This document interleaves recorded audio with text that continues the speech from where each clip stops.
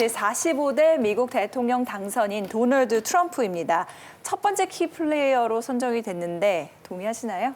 물론이죠. 이 세계 경제에 원래 미국 대통령 진짜 막강한 영향력을 미치잖아요. 그런데 이번에 트럼프 당선자는 특히 이 세계 무역 질서 이걸 아예 송두리째 바꿔놓겠다 이렇게 예고까지 했으니까 정말 키플레이어 첫 번째 꼽으라면 트럼프 빼고는 정말 다른 사람 얘기하기는 정말 말이 안 되는 거죠. 맞아요.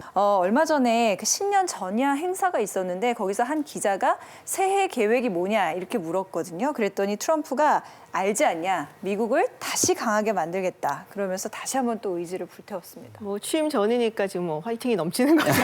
우리도 대학 입시 치르고 그다음에 방학 동안에 가장 화이팅이 넘치잖아요. 네. 그럼 비슷한 건데 이 얘기를 한 그날 사실은 트위터에 또 약간은 도발적인 말을 또 올렸어요. 나를 맞상대로 해갖고 처절하게 패배한 뭐 그 사람들도 역시 해피 뉴 이어 뭐 이런 식으로 그런 거 보면 정말 초지일관 정말 뭐 선정적이다 도발적이다 말할 수 있고 네. 정책 면에서 봐서도 그래요. 사실 뭐 연말에도 뭐 하나의 중국 이 원칙을 재고하겠다라는 뉘앙스의 이제 말도 하고 행동도 해서 중국을 상당히 자극을 했었고 또 뭐 러시아의 푸틴 대통령하고는 좀 브로맨스가 있는가 했더니 또 핵 경쟁 이야기를 해갖고 또 약간 좀 신경전이 있었고 그래서 정말 어디로 튈지는 잘 모르겠다. 하지만 굉장히 도발적인 것만은 분명하다라고 할 수가 있을 것 같아요. 진짜 이 트럼프 당선인의 경우는 발언들을 좀 살펴보면 여전히 뭔가 갈피를 잡기가 좀 힘든 것 같아요. 그렇죠? 굉장히 본능적이고 또 즉흥적으로 움직인다라고 보면 맞을 것 같아요. 트럼프가 미국 역대 가장 최고의 혹은 최악의 대통령이 될 것이다라고 얘기를 한 사람이 있어요. 누구냐? 바로 헨리 키신저 박사입니다. 근데 이 키신저 박사도 마찬가지로 굉장히 본능적으로 움직이는 사람이기 때문에 트럼프를 상대하는 외국으로서는 굉장히 충격적인 경험을 할 수도 있고 혹은 굉장히 많은 기회를 얻을 수도 있다라는 그런 이야기를 또 했었습니다. 네. 근데 우리가 이제 좌충우돌이라고 얘기하고 어디로 튈지 모른다는 건 사실인데 우리가 한 가지 일관성이 있습니다. 그게 바로 이제 Make America First잖아요. 그러니까 미국의 이익이 되는 한이라는 이 사람이 그런 촉과 감, 지금 말하는 본능을 갖고 있지만 그렇기 때문에 원칙보다는 그 촉에 해당하고 그리고 미국의 이익에 해당한다면 중국과는 친하게 될 수도 있고 또 그 다음 날 다시 대결 구조로 가져갈 수도 있고 마찬가지 러시아도 마찬가지로 그런 것 같습니다. 네, 그러니까 정말 그 트럼프의 행동의 바탕에는 방금 김 교수님 말씀을 하셨지만 아메리카 퍼스트 이게 지금 깔려 있는 것 같은데 북한 문제 또 한미 동맹 관련해서도 아메리카 퍼스트 이 자세를 유지하고 있는 거죠. 그렇죠. 이제 북한이 이제 대륙간 탄도 미사일 이게 마감이 최종 단계에 이르렀다. 근데 이 말인즉슨 사실은 이제 미국을 때릴 수가 있다는 얘기인 거거든요. 핵탄도 폭발 시험이 성공적으로 진행되었으면 대륙간 탄도 로켓 시험 발사 준비 사업이 마감 단계에 이른 것을 비롯하여 위력한 군사적 담보가 마련되었습니다. 그걸 두고서는 또 트위터에 한마디 올렸죠. 트위터가 자, 용한 거 보니까 대변인이 별로 필요 없을 것 같아요. 트위터가 대변인 노릇을 하는데 거기다 대고 이제 it won't happen. 그러니까 그런 일은 없을 것이다라고 얘기를 했어요. 근데 이게 북한과 어떤 뭐 협상을 해서 북한 더 이상 이제 개발을 하지 못하게 하겠다 이런 뜻인지 아니면 쟤네 그냥 거짓말하는 거야 그런 거 아직 안 됐어라는 뜻인지는 아직은 해석이. 그 해석은 좀 불명확한데. 네. 다만 이제 지난 1일 트럼프가 기밀 정보 브리핑 요청했는데 그게 이제 북한 그리고 북핵 프로그램에 관련된 것이라는 거예요. 그래서 이제는 트럼프가 정말 북핵 프로그램 그 문제에 굉장히 관심을 갖게 된 게 아니냐라는 얘기들이 좀 있습니다. 근데 다만 이게 언제 요청했는지는 얘기를 안 해요. 네.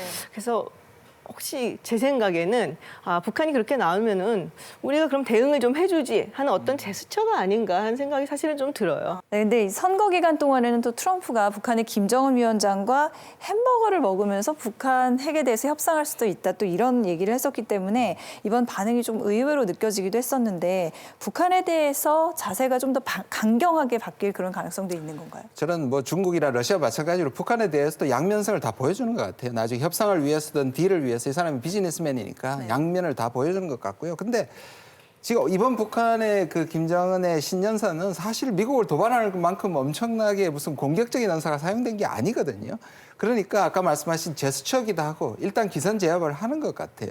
그런데 문제는 이 대북 정책이 미국의 최우선 정책이 아니라는 것이죠. 그런 점에서 뒤로 물러가고 실제적인 정책은 차후에 있겠지만 그전에라도 김정은과의 기싸움에서는 결국 폴리티컬 레토릭에서는 물러서지 않겠다는 확실히 보여주는 것이고요. 네. 그러니까 그것도 종합해서 보면 북한 문제에 있어서도 미국의 이익이 되지 않는다라고 하면 굳이 나서지 않겠다. 지금 그런 입장인 것 같은데. 네, 지금 트럼프의 외교안보 정책이 사실 통상 쪽에 굉장히 집중되어 있어요. 그래서 아주 디테일한 부분이 나와 있지 않기 때문에 뭐라고 말하기가 좀 힘들고 트럼프 자신의 발언도 왔다 갔다 해요. 기조가 뭐 이리 갔다 저리 갔다 하기 때문에 어디를 튈지 잘 모르겠다. 다만 확실한 거는 지금까지 미국 대통령 등이 사실은 그 미국이 세계 자유주의 질서를 이렇게 이끌어가는 리더로서의 역할을 하고 있다. 뭐 약간의 자부심도 있고 당위성도 있고 뭐 이런 게 있었거든요. 트럼프 같은 경우는 거기에 전혀 연연하지 않을 것 같다. 저 별로 관심도 없고 무조건 미국의 이익이 되는 거라면 무조건 하고 미국을 뭐 세계 초강대국으로 만들어서 아무도 넘보지 못하게 하겠다. 이 의지만큼은 정말 확실한 것 같습니다. 네. 김 박사님께서 말씀하신 트럼프 당선인의 강한 미국, 다시 미국을 위대하게 만들겠다라는 이 의지만큼은 지금 확실한 것 같고요. 국내 경제에 대한 발언에서도 엿볼 수가 있습니다. 이게 최근에 인스타그램에서 또 다시 한번 강조를 했었다면서요. 네, 이 사실은 선거 기간 동안에 주장했던 해외로 나간 미국 기업들을 다시 미국으로 다 돌아오게 하겠다 이런 공약하고 관계가 있는데요. 이 멕시코로 공장을 이전한 기업에 대해서는 이 무려 35%나 되는 보복 관세를 부과하겠다 이런 말도 했었거든요. 그런데 진짜로 당선이 된 다음에 미국 기업을 길들이기에 나섰다 이런 말이 나오고 있습니다. 그 이유가요. 이 에어포스 원. 이 대통령 전용기잖아요. 이 보잉사의 이 가격이 왜 이렇게 비싸냐 이렇게 압력을 넣기 시작했고 또 이 미국의 캐리어사, 이 에어컨 만드는 회사잖아요. 이 회사가 해외로 공장을 이전시키려는 걸 내가 막았다 이렇게 자랑스럽게 얘기하기도 했거든요. 이런 채찍만 가하는 게 아니라 또 이 당근도 주는데요. 이 법인세를 깎아줄 테니까 이 일자리를 많이 창출해라. 이렇게 창출하도록 유도하겠다. 이렇게도 나오고 있죠. 근데 반면에 또 10년에 걸쳐서 1조 달러를 인프라 사업에 투자를 하겠다. 네. 그래서 굉장히 뭐 어떤 부양 정책을 하겠다라는 이야기를 하고 있습니다. 네. 근데 이게 트럼프의 발언을 살펴보면 하나하나 봤을 땐 좀 그럴싸한데 네네. 과연 이게 실현 가능성이 있는지 저는 항상 그게 의문이 들더라고요. 그러니까 그걸 우리가 이제 포퓰리스트라고 부르는 건데요. 기업들에게 뭐 법인세를 인하하고 그다음 규제를 완화해주면 좋죠. 네, 근데 사실 그것만으로 미국의 기업들, 기업들을 돌아오느냐? 왜냐하면 미국이 그게 떠난 이유가 단지 세금 입삭이 아닌 거죠. 그다음에 이제 경쟁력 문제들이라든지 구조적 문제라든지 이런 것들이 다 존재하는데 그 두 가지 혜택만 준다고 해서 돌아오지는 않는다는 것이 문제죠. 그리고 감세 정책을 하잖아요. 그러면서 뭐 인프라 투자를 많이 하겠다. 이게 사실 상반되는 거거든요. 감세를 하면 일단 세수가 줄어드는데 그럼 인프라에 투자할 돈은 어디서 구하냐. 그렇죠. 근데 트럼프 얘기는 민자 유치를 하겠다는 얘기를 합니다. 그렇지만 민자 유치를 한다고 해도 그 기업들이 이렇게 쉽사리 뛰어들지 않을 거고 결국에는 정부의 어떤 재정 지원이 들어갈 수밖에 없는데 그러면은 돈을 풀 수밖에 없잖아요. 시중에. 시중에 돈이 풀리면은 물가가 상승하고 자연스럽게 인플레이션이 일어날 수밖에 없죠.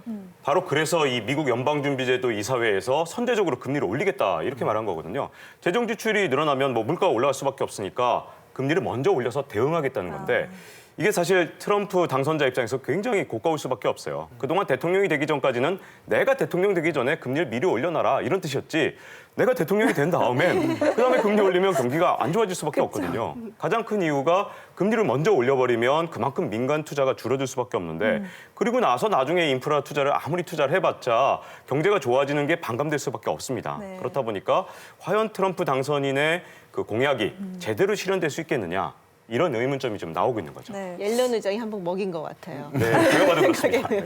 근데 뭐 어쨌든 미국에서는 지금 추가 금리 인상 얘기도 나오고 있고 미국이 금리 인상을 하게 되면 이게 미국 경제뿐만 아니라 세계 경제에도 미치는 영향이 상당하잖아요. 그렇죠. 이 미국이 금리를 인상할 때마다 이 세계 각국에서 위기가 생겼었거든요. 대표적으로 어떤 나라가 위기가 오느냐 하면 이 저금리를 믿고 흥청망청 돈을 서로 빌리는 겁니다. 뭐 가게나 기업이나 정부가 심지어 돈을 많이 빌리기도 해요. 근데 신흥국에서 굉장히 위험합니다. 그 이유가요. 뭐 돈을 뭐 선진국에서 빌리면 좀 큰 문제가 없는데 만약에 신흥국에서 돈을 많이 빌리면 미국이 금리를 인상할 때 이 해외에서 들어온 자본이 전부 다 빠져나가서 미국으로 갑니다. 네. 그렇게 되면 어떻게 되느냐? 자국의 금리도 오르고 통화 가치도 떨어져요. 그러면 그 나라 기업이 이제 달러로 돈을 빌려놨잖아요. 그러면 예를 들어서 1달러에 예를 들어 우리나라라면 1,000원에 빌려놨는데 2,000원이 돼요. 그럼 뭐 갑자기 두 배를 갚아야 되니까 기업들이 이 줄도산하게 되고 그러니까 멕시코 위기가 왔던 것처럼 이번에도 금리 인상기에 과연 세계 경제가 괜찮겠는가? 특히 신흥국이 위험하지 않겠느냐? 이런 우려가 나오고 있는 거죠. 어쨌든 또 트럼프의 공약 가운데 한 가지 또 우려스럽지만 또 확실한 거는 보호무역주의가 아닌가 네. 싶거든요. 근데 이것도 사실 아메리카 퍼스트랑 연결이 되어 있을 것 같고 이미 인선에서도 지금 드러나고 있죠. 한 가지 확실한 거는 정말 보호무역주의로 가겠구나라는 부분이에요. 지금 이제 여러 인선된 사람들 중에서 윌버 로스 상무장관으로 지금 지명이 된 인물은 평소에 항상 이 무역이라는 것은 절대로 윈윈 게임이 아니다. 제로섬 게임이다라고 이야기를 한 사람이고 굉장히 이제 보호무역주의를 주창하는 그런 인물이고요. 그리고 이번에 이제 미국 무역 대표부의 네. 대표로 이제 임명이 됐죠. 라이시저 같은 경우는 굉장히 반중 성향이 강한 아주 강경한 인물입니다. 그리고 제가 사실은 굉장히 눈여겨보는 인물은 피터 나바로예요. 이 피터 나바로라는 인물이 사실은 트럼프 이제 그 캠프에서 경제 자문을 했던 사람인데 이 사람이 예전에 다큐멘터리 필름을 만든 적이 있어요. Death by China라고 해서 5.5 million manufacturing jobs are gone. 57,000 manufacturing facilities closed in this nation. Some of the workers at companies, literally their last act at the factory was to unbolt the machine and load it up to be shipped off to China. If you put it in your mouth or the hands of a child, don't buy it from China. They're not only ruining our economy, they're poisoning our children with the toys that we give. We're a subsidiary of China and getting worse and worse because they're going to own us pretty soon. 이 사람이 사실은 트럼프 캠프의 경제 자문 역할을 하면서 뒤에서 그 반중 메시지, 특히 무역에 관한 이걸 거의 조율하다시피 했었거든요. 그래서 언제 나올까 싶었어요. 사실 인선 얘기가 다 나올 때. 근데 결국에는 없었던 기구를 신설을 했죠. 백악관 내에. 무역위원회, 그 무역위원회, 국가무역위원회 위원장을 맡게 됐습니다. 그래서 보면은 다른 건 몰라도 정말 보호무역으로 가겠다는 그 메시지만큼은 정말 선명한 것 같아요. 네, 아메리카 퍼스트를 실현시키기 위한 트럼프 미국 차기 행정부의 움직임이 가시화되고 있습니다. 하지만 여전히 정확하고 세밀하게 그 전략을 읽을 수는 없는 상황이기에 트럼프 차기 행정부의 행보는 계속 좀 더 주시해 봐야 하겠습니다.